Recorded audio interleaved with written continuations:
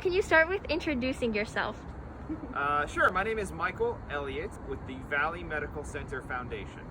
Can you tell us a little bit about who these masks go to? So these masks are largely going to be distributed to healthcare workers here in Santa Clara County. These masks are to be used when they're not patient-facing or when they're out in the community doing the normal things you do when you're not working. And obviously we want folks that work in a hospital to be safe not only when they're here treating patients, but when they're out and about, or they shouldn't be out and about too much, but when they're going to the grocery store and doing the basic necessities of life. So this offers some nice protection, and it helps us save these, which are procedure masks that obviously we want to save for environments where we are patient-facing and where we want to be extra cautious. So this is a nice form of protection, and it's going to benefit healthcare workers, and it's going to help keep them safe in everything else that they're doing in their life when they're not seeing patients.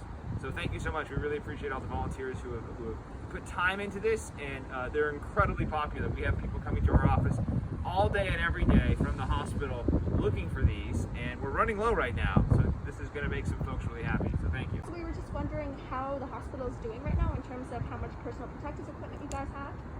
So there's been sort of good news and bad news on the front of personal protective equipment. So the good news is there's been an outpouring in this community since March in terms of donations. Folks like your group who have been making stuff. Over 5 million units of protective gear have been donated through the Valley Medical Center Foundation. We're looking for maintaining a 30-day supply of all the essential materials. So the good news is that we've been able to do that. We have not ever been in a situation where people have had to risk their lives due to lack of protective gear. But the complicating factor is that COVID-19 is still very much with us, and case rates seem to be increasing, hospitalization rates seem to be increasing, and we're not out of this yet. And the global supply chain isn't fixed, so we can't just go up and order whatever we want necessarily from the companies that make stuff, because we're still not making enough stuff globally. So this is something that we're still concerned by, and that's why homemade masks are. You'll know that we're still concerned when we're still accepting these.